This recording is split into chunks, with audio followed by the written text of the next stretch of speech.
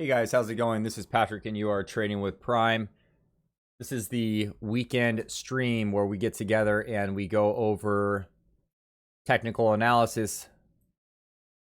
I'm going to do a little mic check here. I got a new mic, so bear with me here. You know what? I don't even have my commenting for some reason on YouTube. I continuously run into this issue. Type something in the chat if you can hear me.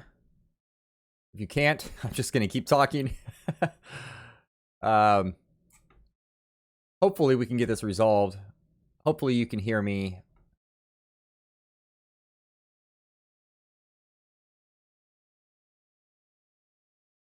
So I'm just going to get right into it. And what I'm going to do is, you know, just go through really quick and then discuss the technical analysis, the outlook on the market. We can also go over some, ticker symbols if you guys have any symbols that you want me to check out. I also just did a video on the Ride the Bull ticker symbols, that stocks that people wanted to look at. So if you have any questions about those, we just posted a video probably within the last half hour. So we'll check that out too.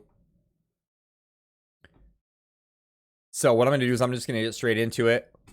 We'll go back into I just want to keep my chat up here on the screen.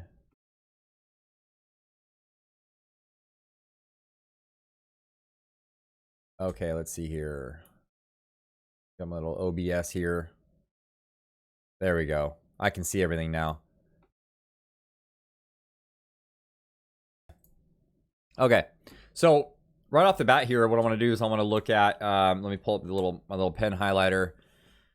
Right off the bat, just looking at the ES futures chart, you know, we had an extremely bullish close on the week looking at the ES futures. And I just had somebody asked me a question, and they sent me a question asking me how important I think that the futures are. And I can actually pull up the question itself, see what exactly the question was. So the question was, are the futures always a reliable indicator of the next day performance? And so my short answer is yes and no. It doesn't always mean the next day. So this is, you know, looking at the ES. If I went over here and looked at the NQ, I'm going to go to the NQ here. Just looking at the this is the thing is there are a lot of different futures charts that we could look at, and just looking at the daily chart by itself, the difference with the futures is that you don't see the same kind of, you know, with the regular market is open, you see a lot of gap plays in between different candles. The futures charts are a little bit different. So you might see a gap on maybe a weekend. Like right here, there was a gap down in this price area where we saw the market gap down during the March low, or during the February sell-off. So that's something to keep an eye on, as far as like, yeah, we can kind of gauge what the market might be doing, or it might show us signs of. What's more important than that is if we zoom in. How's it going, James? Happy Sunday to you, sir. We show explain a scenario where trading options instead of buying shares would be more profitable. Yeah, we will definitely get into that. And by the way, we were going to do an options thing today, and in fact, we're not going to. We're going to look at doing options next, probably in 2 weeks. 2 weeks from today, we'll do like a pretty brief options, maybe an options course type of scenario where people can ask questions. And then James, I don't know if you can hear me, and I don't even see how many people are in here. I do see the comment section. Hopefully I'm not speaking incredibly loud. Hopefully I'm not incredibly quiet. I've played with my sound settings for, you know, 5 hours today, and I hopefully it works out. But I did just get this mic, so hopefully people can hear me.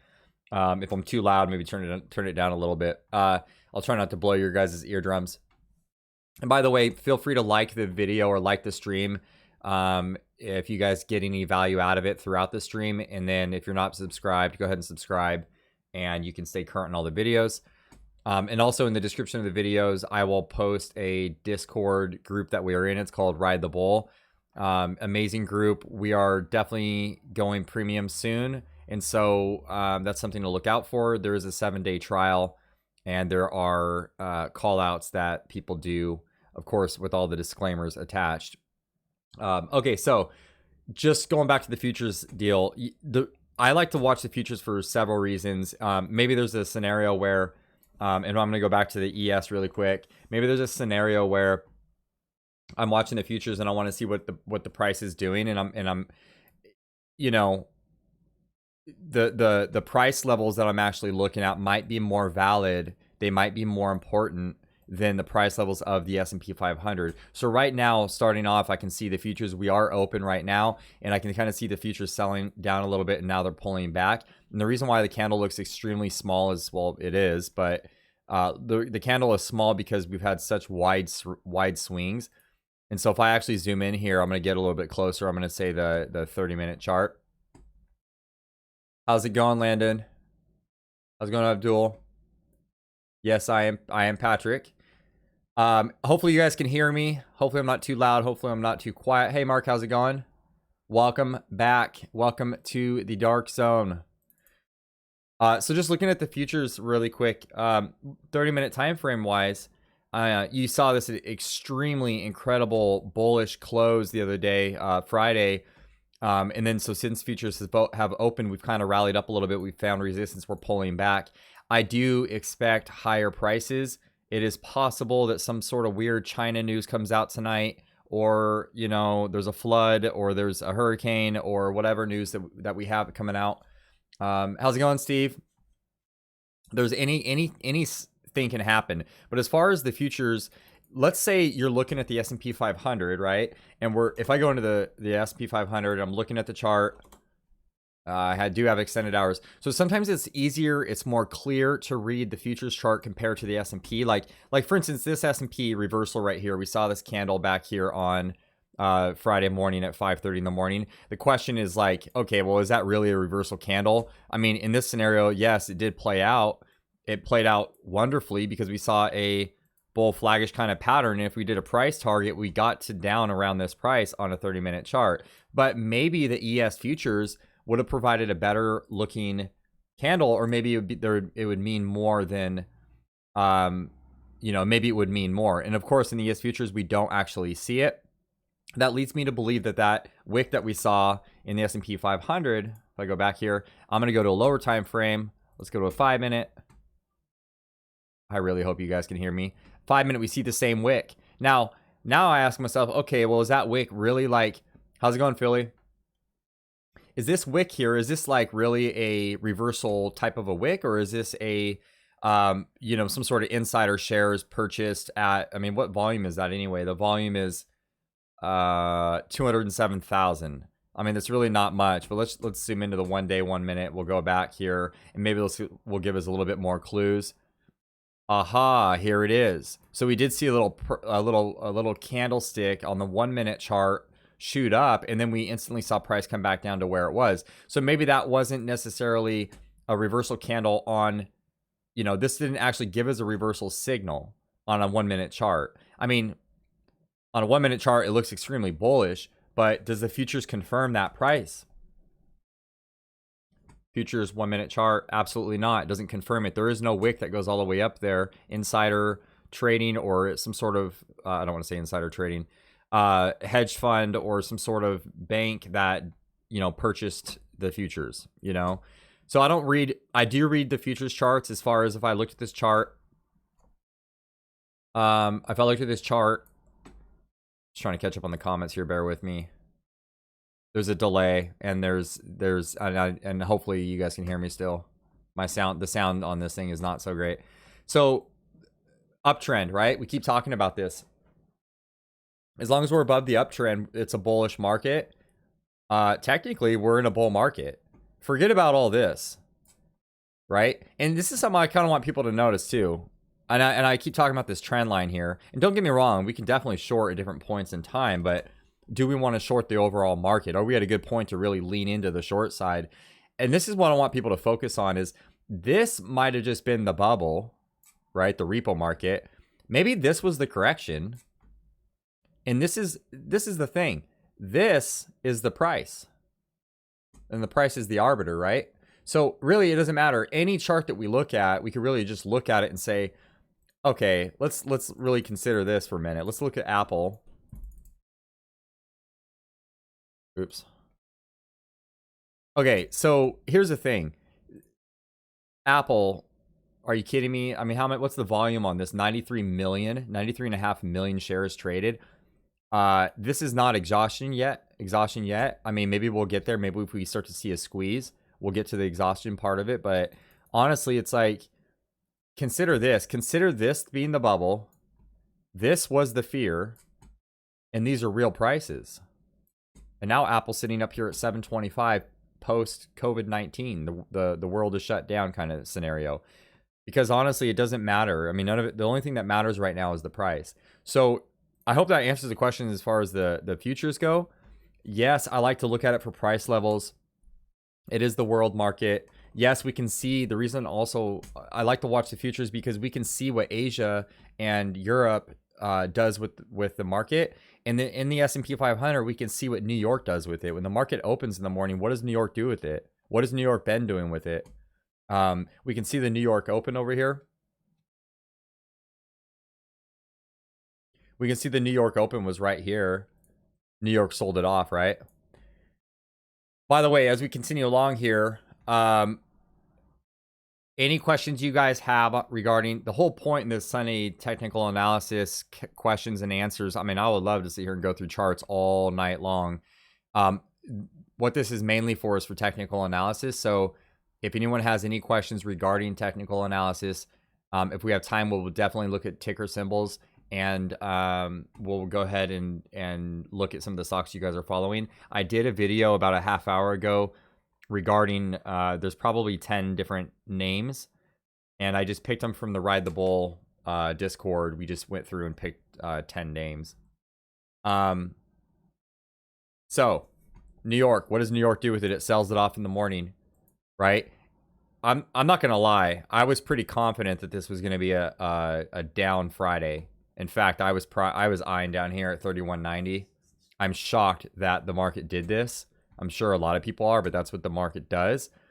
So let's see what New York does with it. New York has been in a pattern of selling it off in the morning. But just looking at the daily chart, if I go to the S&P 500 and I look at the daily chart, we've talked about this on Friday, right? The daily chart is saying breakout. Breakout, let's go find a gap up here from February 20th.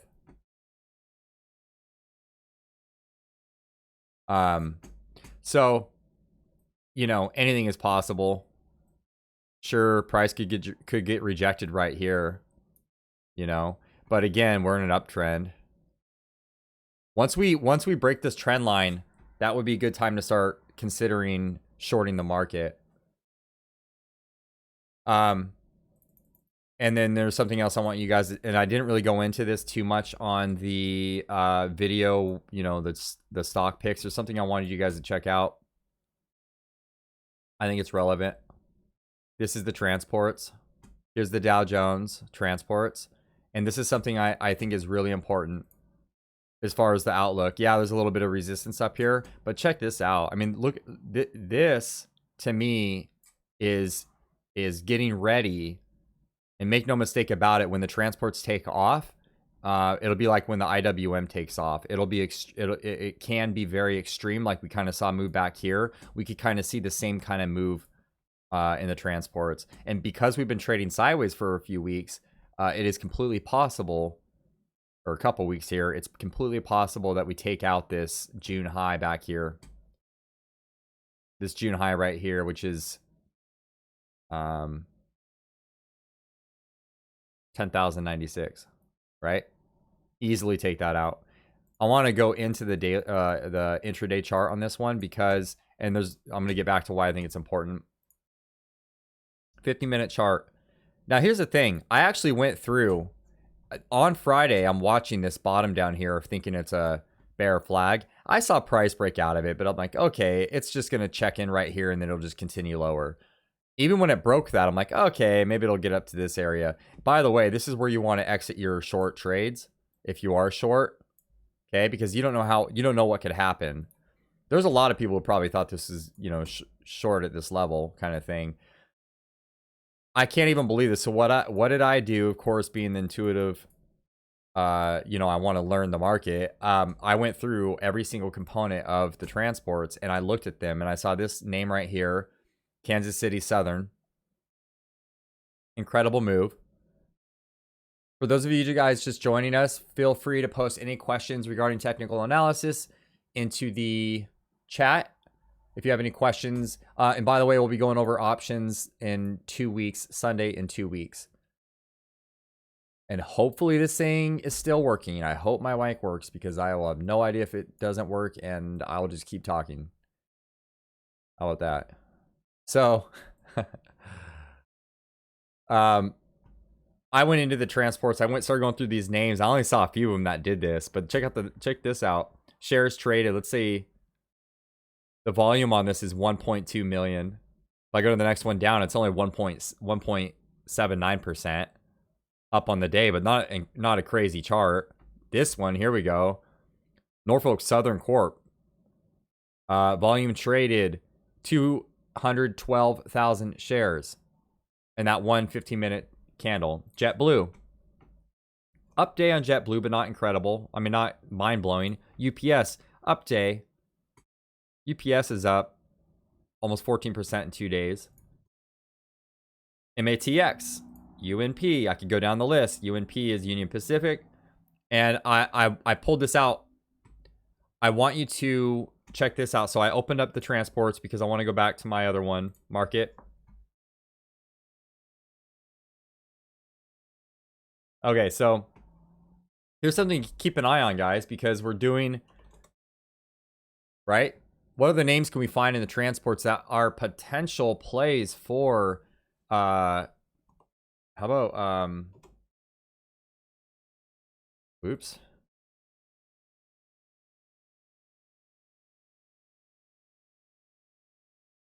I mean, the thing is this, looking at the daily chart, all of these names, if I start going through the airlines and I start looking at all these names, you know, Monday this week could turn into one of those things where it's like pick a name in the list because there's a chance that they could start flying. Look, reversal candle, Southwest, reversal candle, American Airlines, reversal candle, not convincing, possible reversal candle, United Airlines. Possible reversal candles. This looks pretty bearish to me, this Avis budget, though. FedEx, bearish close, but it's in an uptrend. Ryder, reversal candle. I would like to see a little bit more volume. It would have been nice if that candle was green. But my point is, and this could look like a bearish pattern based on the last 3 days. CNN Railroad, yeah. So Landon, to answer your question, do I ever use supply demand zones? Yeah, I mean, if I go to how do I word that? I use support and resistance. And so, like, for instance, AMD, which I do like the idea of supply and demand zones. Well, for one, I don't use to the penny support. Well, sometimes in gap trading, I do. When I'm trading an opening or closing or an opening gap up or gap down, I try to get as close to the penny as possible. But the thing is you don't ever get it, you know, to the penny. It might take off without you. But here's an example. Here is AMD. Clear level of resistance, right? Clear level of supply broken. I would love to see AMD do this, right? Demand zone, possible demand zone. I would love to see that. Hope that answers that question. As far as the zones, I mean, you could put them on your chart. You could look at them. You could see how many shares were sold at what different levels, or how many were bought at different levels. Keep an eye on the transports, but maybe we'll have a little bit of rotation this week. Maybe we'll have a little bit of, and on the other videos, somebody had asked for COF, and this was kind of one of my things, is it's absolutely possible to see the banks, whether they come down to this price level and start to rally, or if they rally right off the bat, it's absolutely possible to see those rallying on, and not only the banks, but the resorts, the casinos. It's absolutely possible to see those start to rally together, and I would expect that they do rally together. BA, and since we're on BA, let's go to GE. And this is kind of a sell-off the last few days. I've seen a lot of option volume going on General Electric, and so that's something to kind of keep an eye on too, is you might see a little bit of a pullback. I could see General Electric coming down to 572 before it starts to turn around. But if Boeing does well, or Boeing's doing well, there are other companies that are going to do well with it. What is the ticker symbol for CNN Rel? Or is that like? If you guys have any questions, what's the big difference between supply and demand and support? If you guys have any questions, feel free to load them in the chat. If there are specific stocks that you want to look at, feel free to load them in. As far as, I don't really see a difference between supply and demand and support and resistance. Maybe there is. Hey, Ali, how's it going?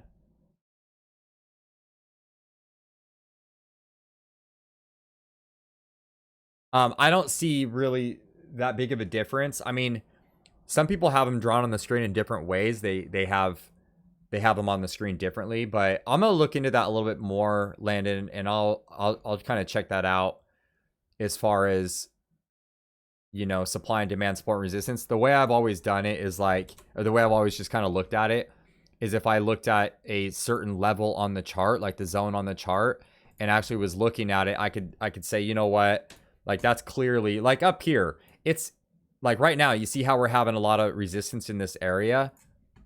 And before this area was, you know, we were above it. So this area became a demand kind of an area. But as we traded the top, it became more of a supply area. But we broke down out of that. We back tested, broke down. As we came back up,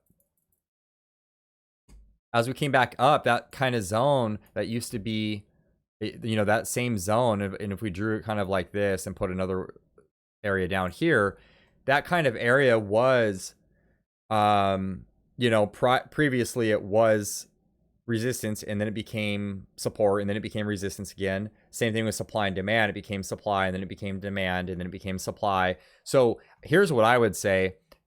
This area, why can't this area be demand? And as long as we're above demand, is it a buy the dip market? You know? Let me scroll through here. Let me catch up on the comments, because now I completely forgot about where we were at here. So what does BA look like? They had a breakdown to the down. Okay, so I'm gonna go to BA really quick. I don't remember if this necessarily was in the video. I thought we did a video about this recently. Let's look at BA like this. So you can kind of see here that BA broke down out of this, you know, I don't know, wedge pattern. You kind of see here. I was actually looking more to the upside, but that didn't happen. As soon as it broke out on this day right here, and that was on the 6:30, which I believe was before earnings. Maybe that was around earnings. I don't remember, but it was on 6:30. As soon as it broke out, I was looking for a pullback up into, I was looking for that level to become resistance. And actually, I think that's when earnings was resistance on, what day is that?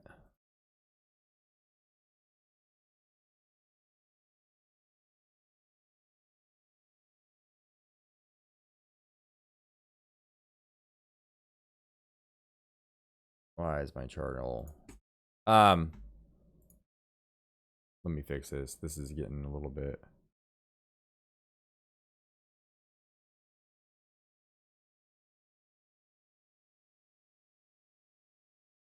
Okay, so as soon as I was looking at this day, I honestly thought that it would be a gap up kind of scenario, but that's not what happened. But as soon as it broke down out of this pattern, I was actually looking for a back test of the pattern. So that was on 7/27. It pulled back, and then the next day it ran up, and then I believe earnings was that night. Earnings came out probably on this day. This was the back test of the bear, or the, I don't want to call it a bearish or bullish pattern. As soon as it broke down out of that, the trick was, or the scary thing is that that's when earnings was. Like, who wants to take a trade the day before earnings kind of thing to try to like guess which way it's going to go.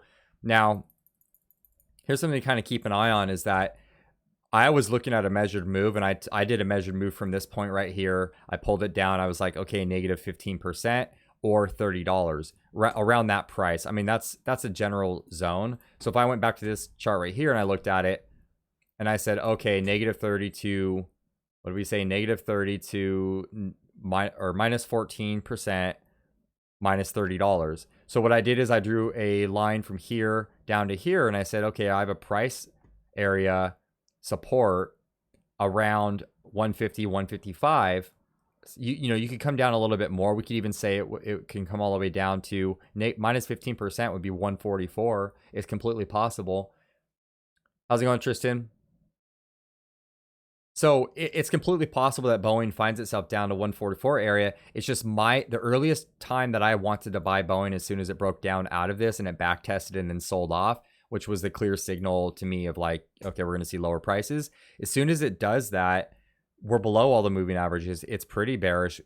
The candle's looking pretty bearish. We could definitely see lower prices. The market might pull Boeing up with it, meaning on Monday, if we have a gap higher, maybe we'll see something like this in Boeing. Maybe we'll see a green candle on Monday, a green candle on Tuesday, and then it starts to do this and then roll back down. My price targets were 150 to 155. It doesn't mean that's going to get down there. What that means is that I'm willing to be a buyer at that price area. Yeah, 729, I believe. Oh, yeah, 729. I think I said June. Yeah. So I'm willing to be a buyer of Boeing at 150, 155. Just keep in mind, though, that you know, what's the time frame looking like, and if you are a believer in coronavirus or not, if the country is not completely open, what does that really leave us with Boeing? You know, that's pretty bearish. So if I put it on the weekly chart, that's pretty bearish. That's a bearish signal that just happened. Like, we're coming out of there. It's possible that, like I said, we come down to the low of this candle. The next major support is actually 144.55. Right? Breakdown out of that wedge pattern was a sell signal. So we might get the green days. And like I said, I'm willing to be a buyer in this price area, 150, 155, depending on what the days are looking like. So as far as selling your BA, I don't know. I mean, when did you purchase it, and how much money did you spend on it? I mean, there were some of us that bought Boeing down in the $90 to $100, and then then again around $120. If you bought Boeing a while ago, it's easier to hold on to. I'm also, honestly, if I just bought it this past week, I would probably, and I'm holding it for 5 years, I'm gonna hold it. I don't care what the price is. I'm going to hold it. I'll just add more as it gets closer to, $100 again. I believe that Boeing has like a huge upside potential in the next 10 years. But that's a long-term account, and I don't know if that, what your trading plan really looks like. Questions, any questions regarding technical analysis?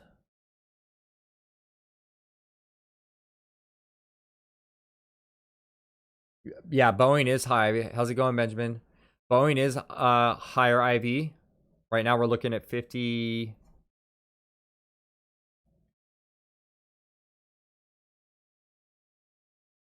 Right now we're looking at 0.5. I mean, high IV, but compared to what? Depends on what we compare it to.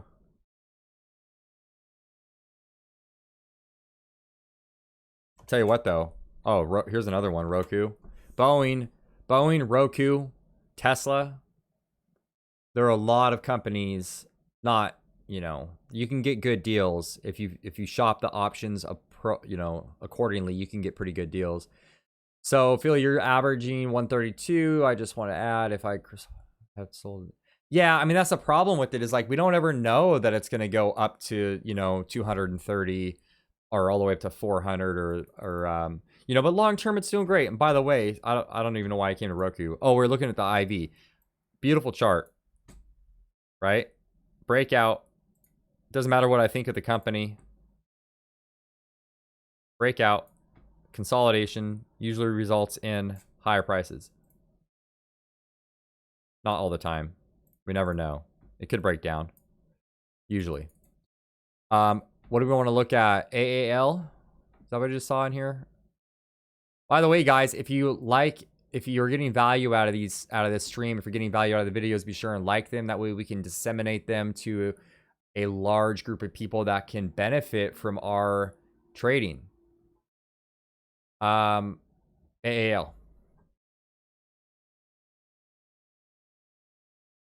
AAL.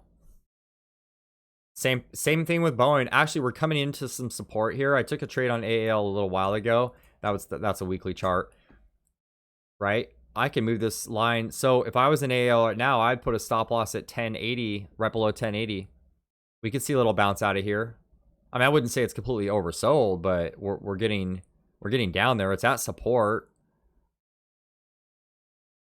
Would you add around one? So, and that's the thing with AAL, like, so a lot of these companies roll together. And so we were just looking at the transports, right?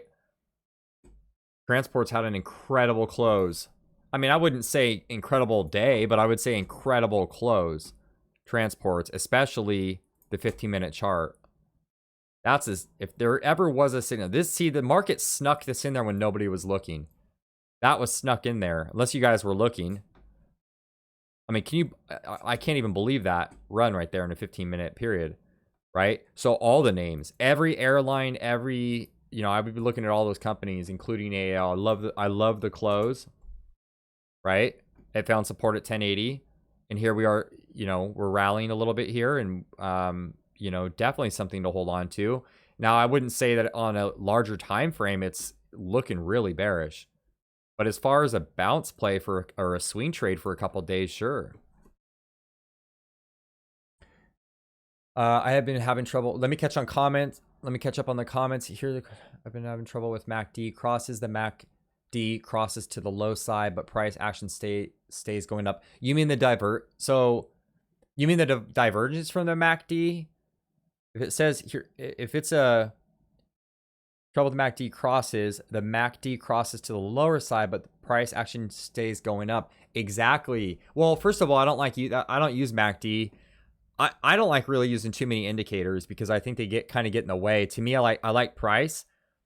But here's an example of that, right? So if we look at the RSI, we're looking for divergences. We're looking for, if I go to an hourly chart here, if I go time frame, intraday, and I go all the way up to 180 days, and I say 1 hour, right? And I hope this answers your question. I'm trying to get to the question. Now, if you see a crossover, or if you see a chart, if you start to see a thing on the chart where, like, let's say, like right here is a good example of that. You see how on the RSI, I really hope you guys can see that. Is there a way I can zoom in on that?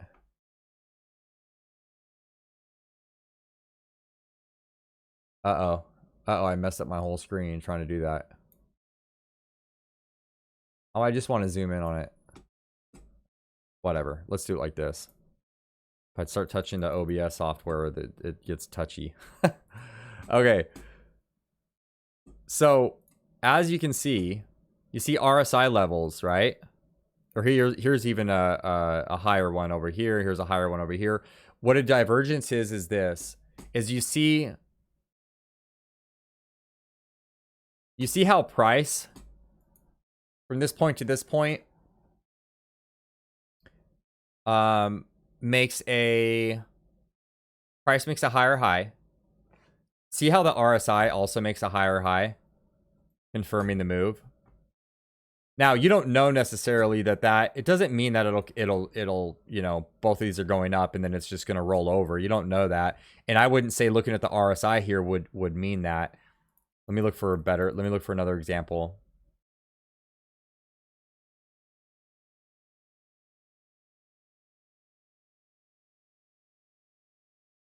And catch up on comments too while we go through that.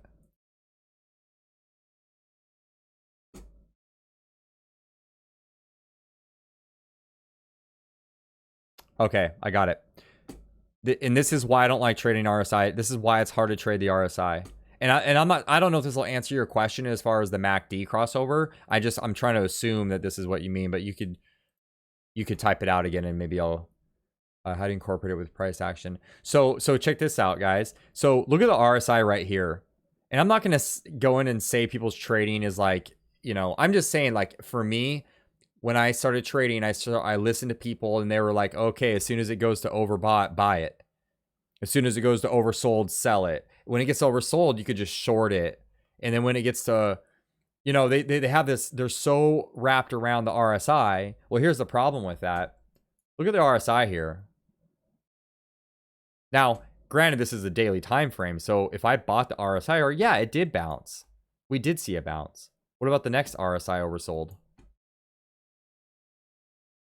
Right? And by the way, guess how many people took that trade because of this? This is what a divergence is when you start to see the RSI run out of sellers and price made a new low here. See this divergence? Price is headed down. RSI is headed up. That's a divergence. Price put in a new low down here, right? I'm on my phone. I can't see it. I can see it. Okay, so see, price put in a new low, but the RSI didn't confirm it. The RSI didn't put in a new low. And can you imagine being a buyer right there? What would have happened if you took a swing trade right there? What would have happened? I'm just curious here, just so I can. Hey, I would have been right. I would have been up 3%. But guess how much? You know how expensive options were?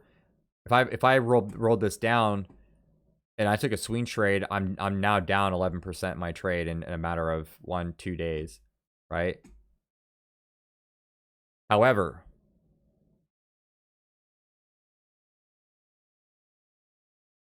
yeah, Mark. Yeah, I mean that's the thing is like, how's it going? Yeah, so that's the thing is that's how I feel. It's like if I use the MACD or if I use the RSI, if I use these things together, if I use them together, that's great.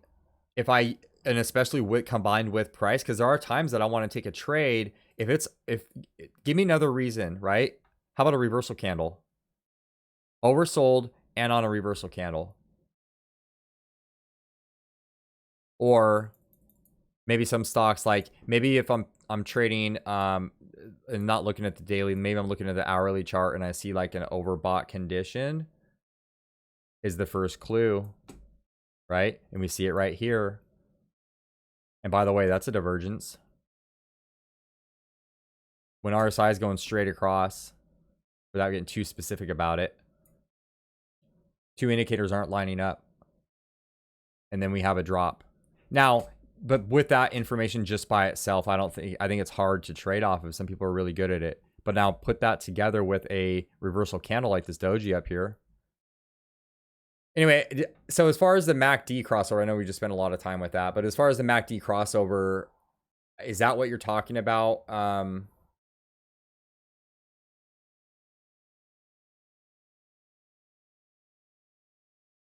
Okay. What exactly is a roof? That's a great question. We'll get into that. And then if you guys have any more questions, just pop them in the thing. We're just gonna roll through them. And you know what? We can absolutely have we can keep putting questions in here. So a reversal candle, we could pull up a Google, you know, we could just type in, or YouTube and type in reversal candle, but just so I can show you, just because I want you to see what this is. And a lot of people have this, like they asked me about the AMD short or the Tesla short that we did. So reversal candles, it could be several things, but just so you guys can see here, I want to zoom in a little bit more, just so it's a little bit more clear. Just looking at this chart right here in front of us. So just for the record, this is a reversal candle that didn't play out. I mean, it did for a brief second. This candle is a reversal candle. This candle is a reversal candle. Right? This is a reversal candle. Here's the problem with just looking at the reversal candles. You might be right, but as soon as, like, let's say I'm taking a trade, I want several reasons to take the trade. Use the MACD crossover as an alert to look for continuation before a trade. I like that, Mark.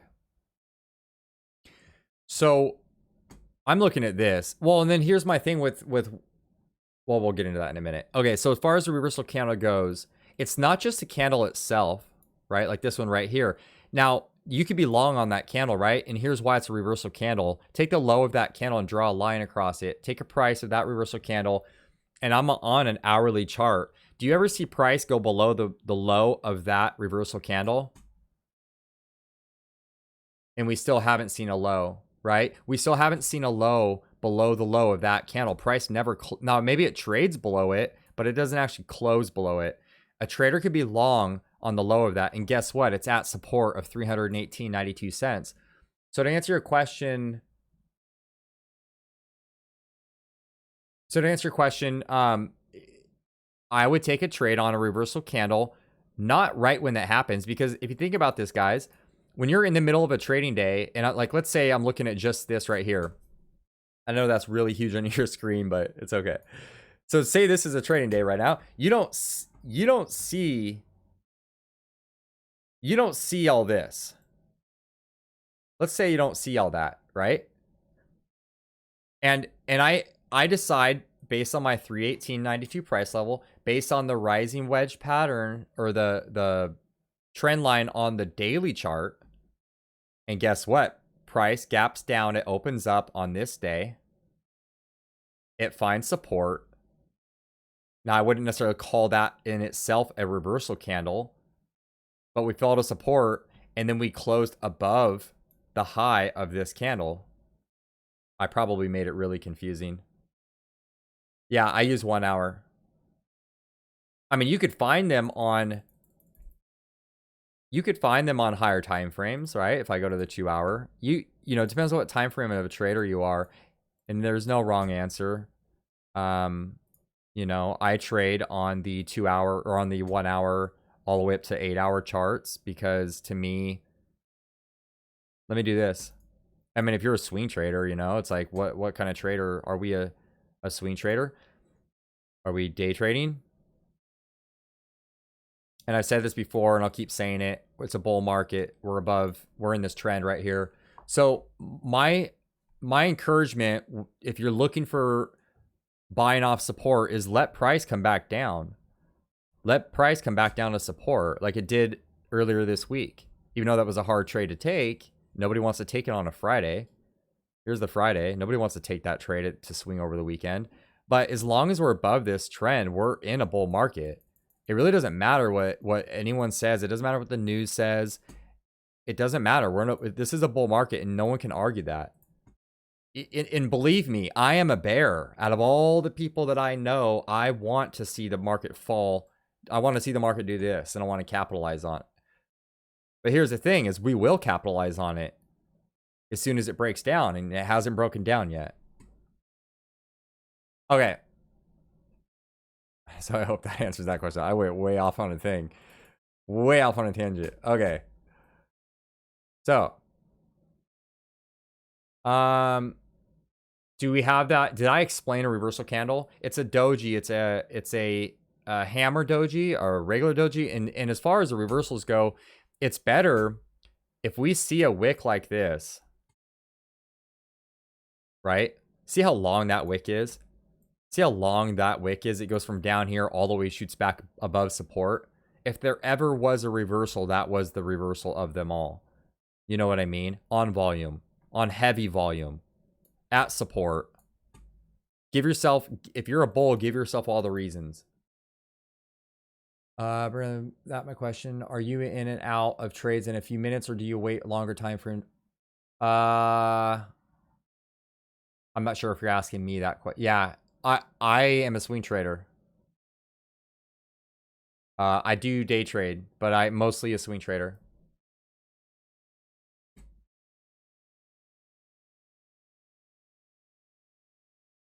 I want it to burn you to get Amazon. Oh, you're my boy. I want to see Amazon down there too. I would love to pick up more Amazon. You know, maybe your puts would love it. Hey. I mean, we gotta be successful though, you know? It's like, I would love to see Amazon fall out of the sky, you know, even though they're in my hometown. But it's bullish. There's nothing there's nothing bearish on this chart. You know, it's above all the moving averages. Maybe you'll get a gap fill. Maybe, hey, maybe we'll see it come down on in the next couple days, and maybe we can get a little gap fill in here. Right? How do you set stops, manage risk? That's a great question. Thank you for the question. So for me, what I do, and I'm gonna just keep using the SPY chart. Like we could use any chart, it doesn't matter. But so as far as how, okay, they would, how do you validate entry points and exits? Oh, and here's the other thing, guys. I don't wait for price to confirm in the sense that we're gonna wait for it to get above the moving average, because I see that's another thing too. Sometimes people will say, "Well, let's wait for price to get above the moving average before I buy it." And that's kind of the thing, is like in trading, is like, do you want to miss this price level to this price level? Do you want to miss that? You're gonna be a buyer right here, right? Because I just got valid or confirmation. And then I sat through all this choppiness. And then finally got a little bit of action here. But would I sell right there? No, I'd probably hold it. Falls back down. Is that an exit point because we fell back below the moving average? So I don't use moving averages in that aspect of buying and selling. But as far as, okay, so what I'm going to say as far as confirmation, what I do, and this is just me, trade at your own risk. I really hope you guys can see the screen, and I hope I'm not deafening your ears. So this is what I do. I buy at support, or I do things like this. Like when I see this kind of, you know how many people, you know how much crap I got for buying in this price right here?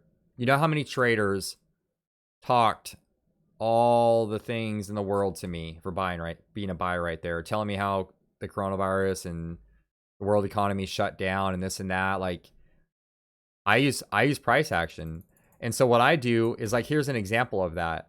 I'm going to give you guys an example of that. Right? Let's just say right now, because we are in that time period where we're about to break out, right? If you're not long right now, am I going to buy this breakout and swing trade? Am I going to Monday morning pretend for a minute that price is all the way up to $328? Am I going to be a buyer? No. I'm not chasing it, right? After it breaks out, like let's say I'm not in this trade right now as it is. Let's say I'm not in the trade. Right now, if it breaks out, I'm going to wait for it to come back and check back in. So here's the thing. The buying zone is at support, at demand. Or it's horizontal support, right? Here's support, here's support, here's support. That's a buying zone, right?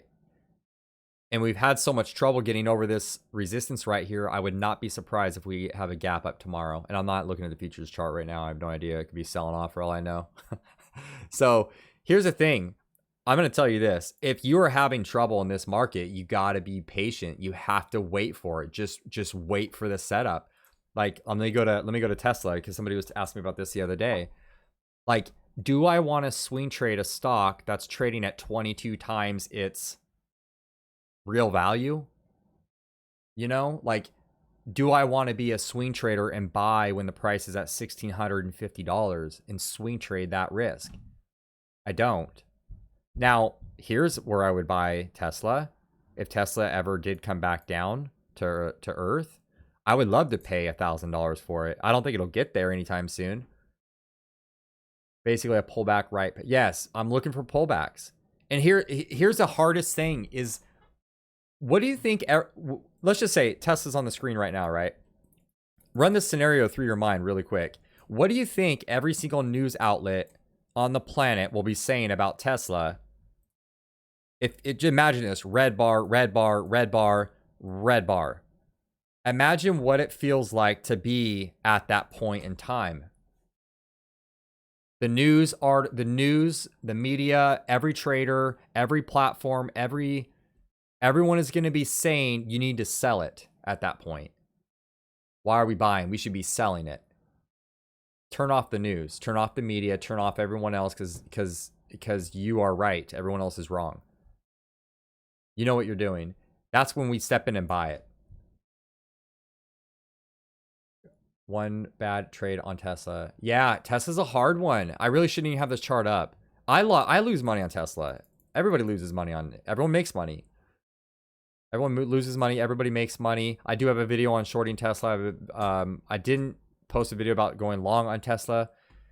I should post one about going long, but to be fair to the bulls. But, you know, that's the thing with trading is like, it's hard to step into risk.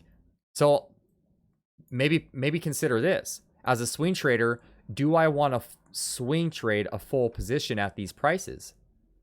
Right? Do I want to buy $1,000 worth of options on the S&P 500 on a Friday afternoon at 1 o'clock? You know, no, maybe I should buy $100 worth of options. Maybe I should buy, instead of buying 100 shares of the S&P 500, maybe I should buy 10 shares, right? As you get closer and closer to this level up here, supply, maybe I should lower my risk, right? Because if I lose, if the market sells off and I'm wrong, I won't have any more money to trade with. What am I going to trade with? My kids' milk lunch money? Okay. Does that answer any of the questions on buying at or swing trading? How do I swing trading? You know how I swing trade the best? I stay out of the market. I don't. That's the best swing trading is when you don't do it. Don't swing trade. I'm not saying like don't. I mean like don't trade. Just watch the market all day. Right? Just watch it. Just watch the market. And when you see a screaming play, like if I see an opportunity, where are we at here? If I see an opportunity to make a trade, I'm going to take it. Oh, here, this one will kill you guys. Check this out. You know how long I've had this 140? I've done, I don't know how many posts on this. You guys probably get mad at me for the amount of posts I do. Do you see this 140 price level? Right? Guess when I shorted that?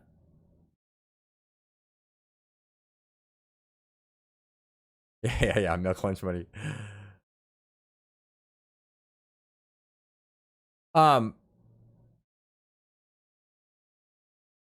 Okay. When we see price coming up into support or resistance, right? We see it pull back and we see it happen again. And I shorted this, but I was early. I got stopped out, right? And so here we go. It pulls back, and then I missed the trade. I was early, right? Or I got stopped out. My stop loss was too close. I was too close to my you know, my numbers were just too close. My stop loss was too close. But here's the problem: when I am trading options, and you have a lot of money on these, do you want to be wrong really fast, or do you want it to go on and on and on? How much pain are you willing to take, right? I've called this out. I've called Caterpillar I don't know how many times. What is the other one? FedEx? No, not FedEx. There was another one similar to Caterpillar. I just don't remember what it was. Maybe it was FedEx. I don't know. You guys know better than me. Yeah. I mean, it's crazy. And that's the thing is like with trading, we really have to use our judgment. Oh my gosh, I just hit the mic. You guys are probably, your ears are ringing now. I don't like the setup. Okay, Tau is another one that's been great, both directions. Right? I've been posting about this one. I'm looking for a bearish breakdown, even though I may be wrong about this. I might be stopped out here pretty soon. I mean, IWM, that could have been a good entry a couple days ago or on Friday, but it's a Friday. Who wants to enter that trade? Yeah, so FedEx was one. You guys could probably hear the vacuum cleaner going in the background. So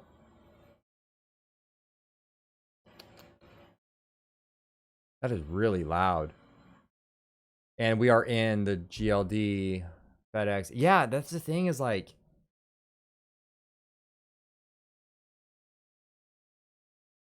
you know, there are so many opportunities around the market. Take a look at that video that we just did. I just posted a video a few minutes ago about, you know, several different names. There are so many companies that we could look at and we could buy.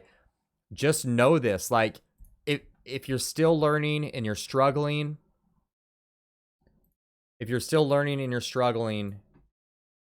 lower your risk, right?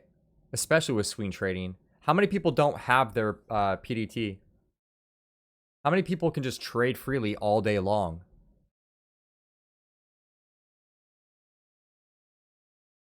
And we are in GLD. Yeah, FedEx. When managing a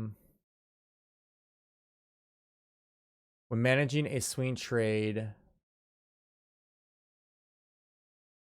do you bar to bar? Do you buy bar by bar your stop or pivots? My pivots. Or are you waiting till it hits a specific price point? Okay, so I trade options mostly. And by the way, we'll get into an options thing in a couple weeks. I don't think this weekend coming up, but in a few weeks, probably 2 weeks away. So here's what I do. I'm looking for, like, let's say, for instance, this is hard. This is the hard thing with options because you want to let the trade play out, like, depending on if you're credit or debit or, like, price point for me as long as the chart. Oh, only my cash count. Yeah. So, I mean, so here's the thing. Like, let's say I took a long trade in S&P 500 and I'm long right now. The question is, how do I manage that trade? I'm like, at this point, if we gap higher, I'm aiming this. I'm aiming the gap fill. Now, it may not happen. So this is where you have to use your judgment. You know, like, while we're on an intraday chart, an hourly chart, remember the reversals we were talking about? I'm looking for a reversal, but in the opposite direction. So, like, let's say we took a position here. Now, price is going to do what it's going to do. I'm waiting for it to get to resistance, and I'm not going to sell it just because it gets to resistance. I'm going to see what it does at resistance, right? Because if price does this, like, let's say on an hourly chart, price is continuing up here. And let's say it does this. I'm not going to sell it. Hasn't been rejected yet. Unless my option's running out of time, I'm going to hold it. I'm going to set my stop loss below the hourly low of the previous candle. Right? My stop loss, if I entered the trade here and price went up, I would, and then price started to make its way higher, I would put it at the low of this candle. But as price broke the next resistance level, I brought it up to here. And now we're trading sideways up in this price area. I'm not selling it. I'm holding it. I'm going to let my trade run as long as I can, as long as my options aren't expiring tomorrow. Because the longer we trade sideways after an up move, the more likely we are going to go higher. Right? I want to see what it does at resistance.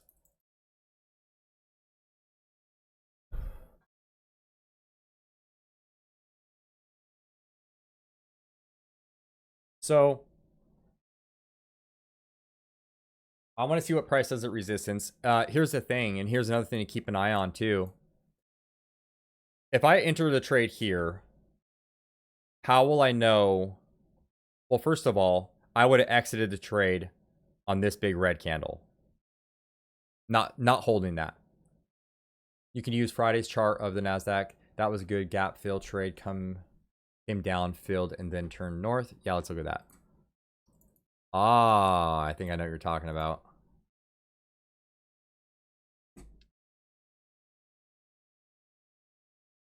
Okay.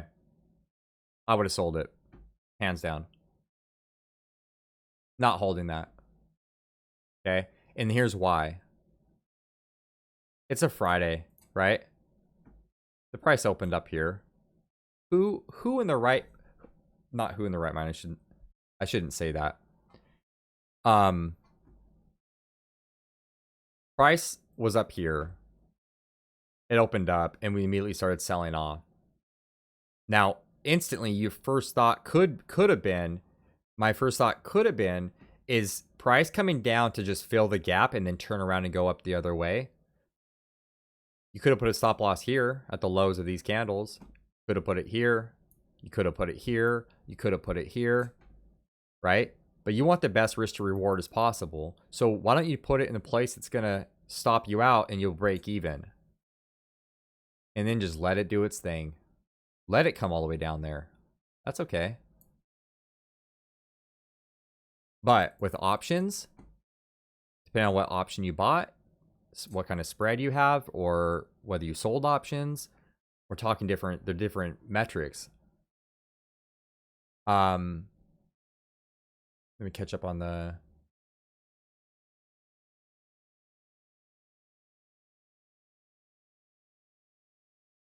I have no idea. Options, I wouldn't say that options, if you don't know what you're doing, options are extremely risky. If you've never traded options, and especially if you're selling options. But here's the thing is selling options, you have more of a liability, right? Your risk to reward when your risk to reward is greater when you are buying options as an option buyer, because in theory, your upside potential is unlimited. As an option seller, if I'm the bank or if I'm another trader selling you the option, selling you a call, the risk to reward for me is it's not as profitable, but it's more probable. It's more than 50% probable to be profitable, right? Than if I was the one buying the option, if that sounds right. Does that make sense? The benefit of being an option seller is you're more likely to be profitable. The benefit of being an option buyer is that you're not obligated to fill somebody's contract. You have the right, but you're not obligated. We're gonna start wrapping it up here pretty soon, here in a couple minutes. I really want to drive this to the point, and it's really hard to explain this, and it's, I was hoping with video and sound it would make a lot of sense, but think of it like this. And I don't know why, but this trend line's in the wrong spot. I think it's, anyway, think of it like this.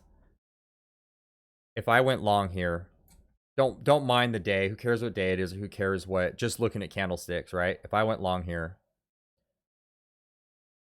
and price started climbing higher, and the minute we started closing up in this price area, the minute we closed above that resistance was really high probability to have higher prices. Granted, it was at the end of the day. Now, immediately I would move my stop loss up to break even, wherever that break even point is. And then I would let the trade play out, whether that's shares or options.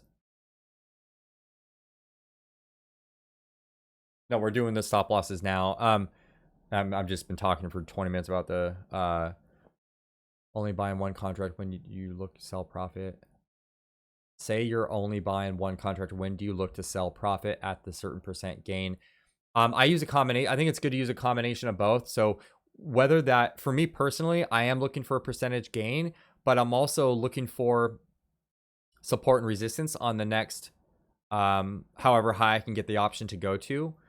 And I don't mean literally set stop losses. I don't do stop losses. I do psychological. So I'm just looking at the chart, and then if it breaks resistance, I'm selling it. Or if it breaks support, I'm selling it. Or if there's a huge reversal candle like this one right here, I'm selling it. Okay, that for me personally, and every option trader is different. I know some option traders who don't even use a chart. They just trade the options. They don't even use the chart. They don't use the support and resistance. Their strategies are so good that they're just trading options. But for me, I'm going for the run on the chart. So raise your stop loss to break even, and then raise it again to the low, because if price comes back below this price level, we're not going to stop there. That means we're going down here, right? Well, no, I mean below this, we're going all the way down here. And guess what? If we break that, guess where we're going? All the way down here. Same goes for the upside, right? If I'm shorting this, like let's say there's resistance here. So guess what? When I saw this huge candle here and it pulls back 50%, I'm shorting it, right? I enter short trade here. And guess what? Price trades sideways. Because it's trading sideways on the hourly chart, I know it's more likely it's going to go down, not up. So for me, I'm holding this. I'm keeping my stop loss up here. I'm not moving it down yet. Once I see the break, and then in the break, I'm going to lower my stop loss down to here. As I see the candles break down, I'm going to keep lowering my stop loss to the high of each candle that breaks down. Okay. But then as soon as I see this reversal candle and then it trades sideways and then I see it break out of this area right here, I'm selling the rest of my options. Okay. I might do a video just on this subject because I think a lot of people, and even I had a lot of, this was really hard for me to understand. So here's what I do in the question of Apple or the Qs. Once we saw the gap higher, yeah, sure, you could sell half. There's resistance here, sell half of it. Hold the other half, raise your stop loss to break even, then sell half.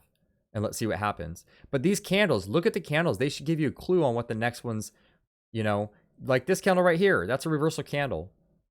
That's the first clue that price is going to just keep rallying over the next 8 hours. Not always, but it's a reversal candle on heavy volume. Look at that volume. Volume's up to here. It's a reversal candle. First thing in the morning, you know, New York open. 1 hour. Now, would I be a buyer up here? No. Wait for price to settle down a little bit. Wait for price to come down halfway before you step in and be a buyer. You know, when we open up on Tuesday or whatever day this is, we open up over here, same thing. It's bullish and then it's just consolidating, and then it runs up even higher. Don't chase it. Put it on the 1 hour chart and don't chase it. It'll come back to the price level that you want it to for you to be a buyer. How do your position size in terms of trading psychology? How did you get better at manage your emotions? Take whatever amount is in your account. If you have $100,000 in your account, try trading with $2,000.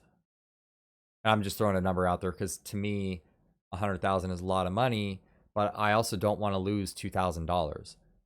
You know, that's a lot of money to me too. So it's like, do I want to, if I'm trading, like, let's say my retirement account, I have a couple 100,000. Do I really want to be trading, like, lower your capital until you're not emotional about it, right?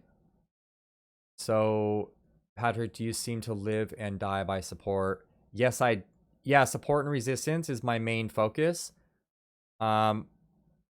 Mainly because to me that's what works. There's a lot of different things that work, and for different people. Some people it is the RSI, and some people it's the MACD, and like some people want to see the different indicators like the moving averages. And honestly, at this point, I don't think the moving averages do me very much good, other than visually what I see on the chart. To me, it's becoming more and more price action and what the chart is kind of doing. Support and resistance. Here's the thing too. And I know we've already went over this, and I really don't want to beat a dead horse.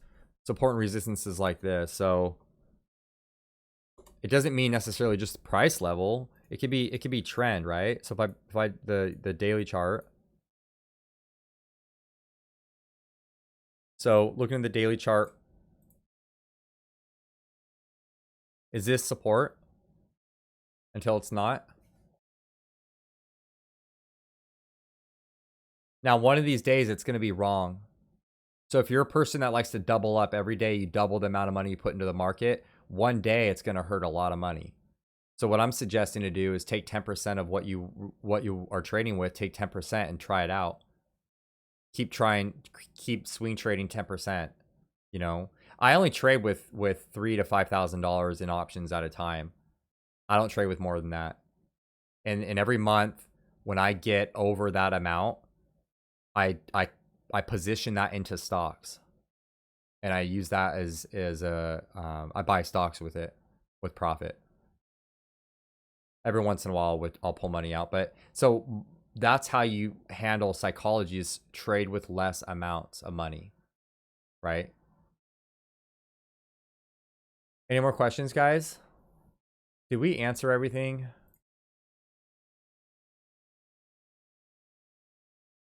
I hope we did. I really hope we answered the questions. Oh, but yeah, as far as support and resistance, yes. I use gaps. I trade gaps. I trade gap fills once price actually does come back up and fill this gap. I trade support and resistance. I trade candle, like candle types. Like, for instance, you see this candle over here. It's a big red candle. I'll zoom in a little bit. You see this big red candle here? When price got above this level, I did it at an angle here just so you can see it. Once price broke above this right here, it's highly likely that it's going to go to the high of that candle. Right? Highly likely. Now, it could be rejected at any point, but it's the closer it gets to the high of that candle, the more likely it's going to get there, right? Maybe not to the penny, right? But more likely. Get familiar with these big green and big red candles, because more times than not, it's like a magnet. It pulls price up to it. Guess what, guys? And since we're on the subject right now, what do you think the likelihood is that we're going to stop at this gap once we finally fill it? Do you really think we're not going to go to all-time highs once we fill that? Right? Once we get to that gap, if we fill it, what are the odds of going to all-time highs before the market rolls over? Last question. Sorry, I typed slow. That's fine. Yeah, it's fine. Take your time. I'll give you a few minutes there to type in your question. Yeah, I mean, so we're gonna, if we end up filling this gap, and this is pretty far away. Let's not get ahead of ourselves. We still have a lot of work to do, but the closing print is 333.48, and I'm telling you right now, if SPY gets up to, which is really only, what is it, 2% away? Are you kidding me? That could be this week. The question becomes, do you really think we're going to stop at the gap fill and turn around and go the other direction? Possible. I don't think it's likely. Have you figured out yet that I am... What's up, Dark? I have not figured it out. That's because I have a lot of people in and out, and sometimes it's... Oh, yeah.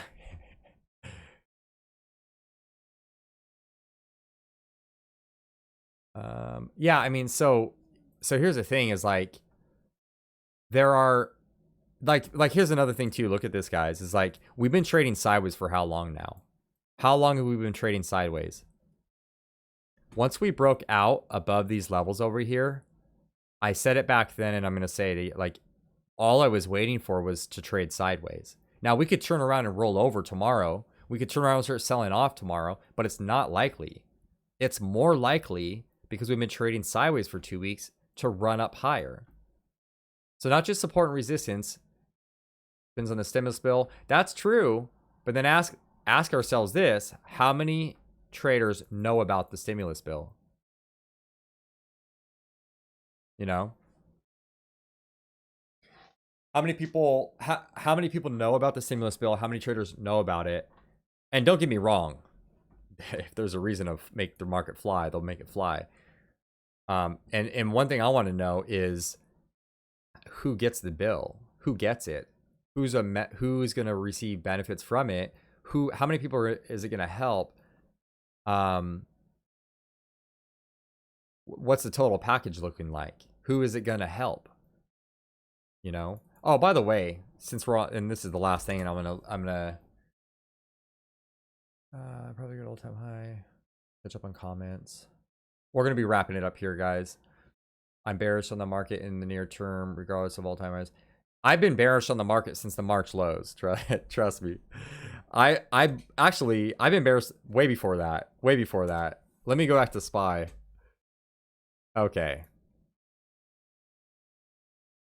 I've been waiting. Okay, so ever since these March low, or these 2018 lows, this was a good short back here. Okay. We started getting a little bit of volatility pickup. This to me, I've been waiting for the market rollover, and there were a lot of signs that were pointing to that it was going to roll over.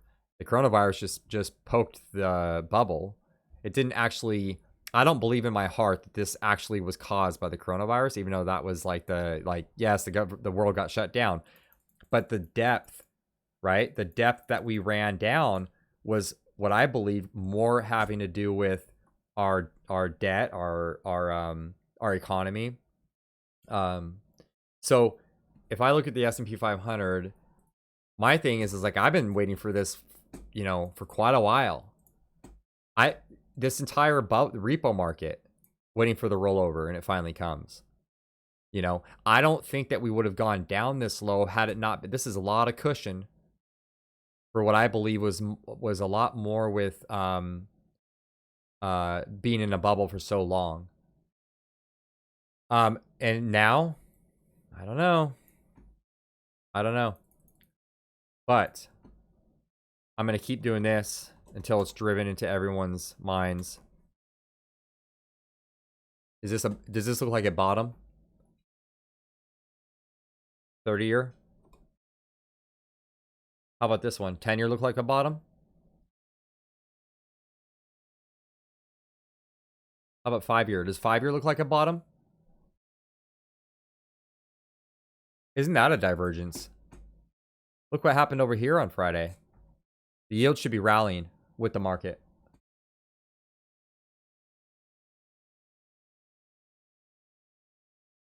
How do you read? Yeah, we'll go to LMT. I did we talked about BA, so I'm gonna leave that one alone. I really wish I could. I think it was near the beginning of the stream, maybe like 10 minutes in or something. 10 or 15 minutes into the stream, we talked about. We'll look at LMT. As far as how do you read volume while in a position, also is having tight stops a bad idea? I mean, dude, I get stopped out all the time by having too close to stop losses. So, but I'm pretty precise with numbers, and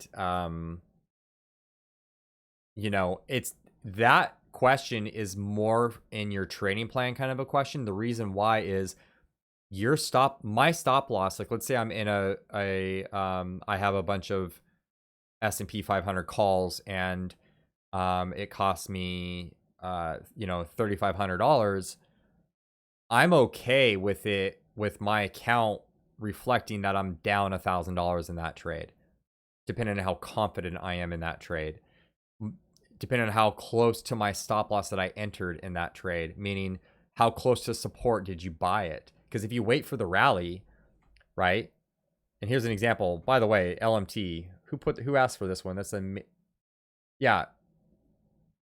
So this, I'm gonna mess up the name so bad.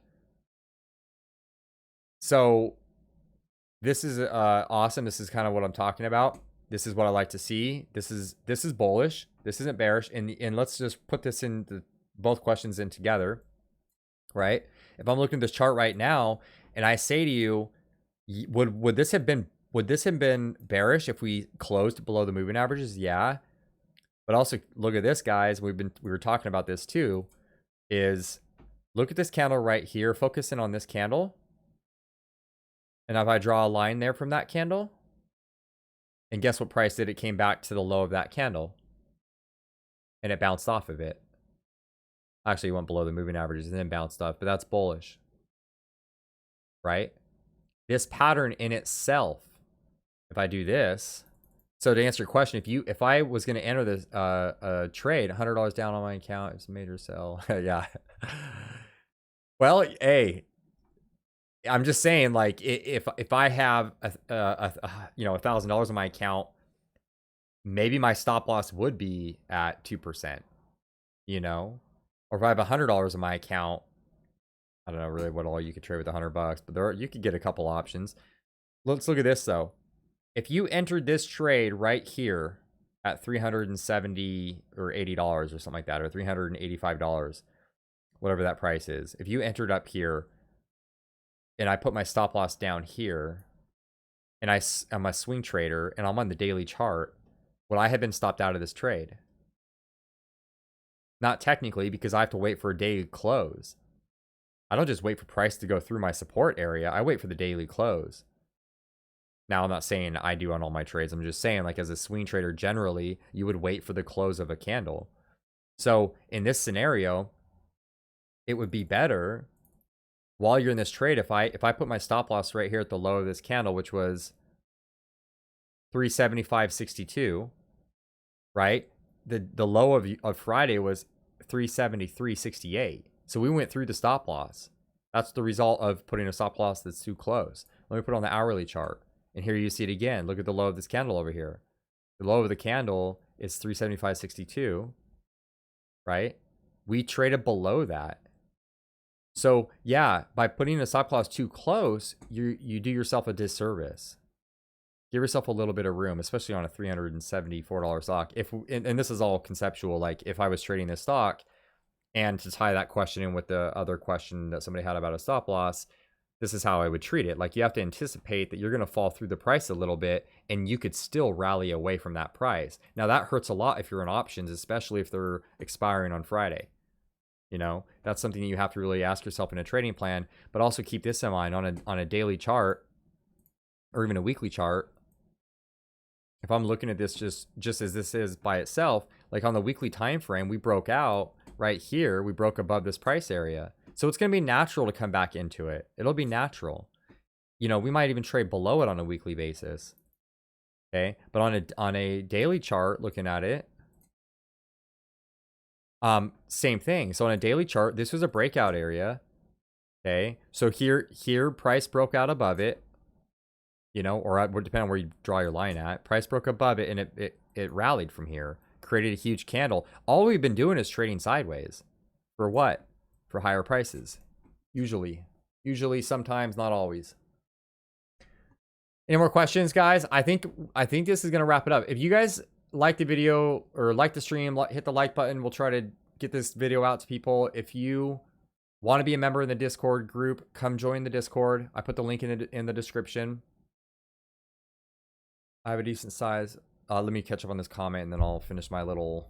I have a decent size account. My style of trading is a little different. Usually, I would buy a lot of shares and expect a very small movement to direction. Yes.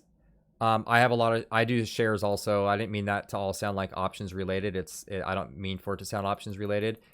I wouldn't consider it to be. So yeah, like if I was buying AMD, just looking at AMD is like, okay, so, you know, if I had a lot of shares, I would, you know, you could possibly accumulate. If I went like on this specific day right here, I actually have a video on AMD because we took this trade. Here's the reversal candle. Reversal doji. So I would do the same thing but with shares. I don't mean that to sound option specific. Like, you could do the same thing with shares, right? You enter long. Reversal candle at support. You enter long. You know, or if you want to be conservative, let price rally up and then pull back for a retracement before you enter long. That would be conservative. You're entering it on a higher low. You know, price was rejected here, pull back. You could enter on the higher low again and let it ride the moving averages, right?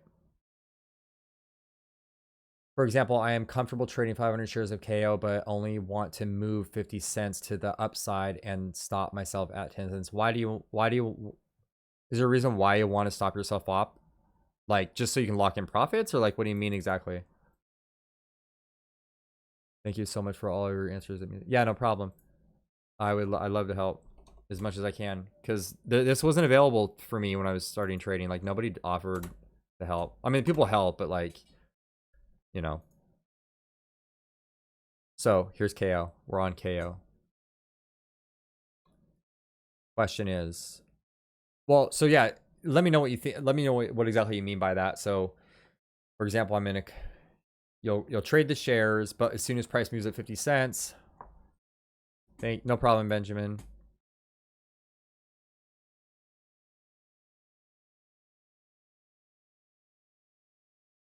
So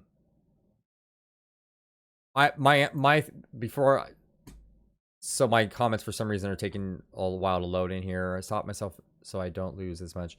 Oh, lower your amount per trade, in my opinion. I know you don't want to lose the money. Okay, so to stop yourself from losing the amount of money, why don't you buy, let's say you want to buy, instead of buying 500 shares, why don't you buy 100 shares? Or instead of buying 500 shares, why don't you buy 50 shares? Buy 10 shares until you get it down. Buy 10 shares. And over time, gradually, here's what you do over time. As you get better with trading, as you get better with it, do this with your amount that you put per trade, right? So it doesn't hurt you. So it's not mentally, so it's not hurting you mentally, right? Lower the amount you put per trade. Because if you're a good trader, it's in the long run, you're trying to grow wealth. You're not trying to get rich overnight. You're trying to grow your wealth, and the way to grow your wealth is small amounts, small and steady wins the race. Put it all on calls and ahead of earnings. I'm kidding. Just small and steady. Okay. I hope that answers your guys' questions. Tune in next week at 5:00 p.m. Pacific Standard Time. Thank you guys for being a part of this. Like it if you like it. Put comments in the comment section. If you have anything you want to add. And join the Discord. If you guys want to join the Discord, join the Discord. I'll be doing this every week, Sundays at 5. I'll be posting videos throughout the week. Thank you guys for being with me. And not only, you guys are helping new members too. If you aren't new and you're here, you're helping new people with this participation. So it's a huge deal. Appreciate it. Thank you guys. Have a good Sunday night and good luck the rest of the week.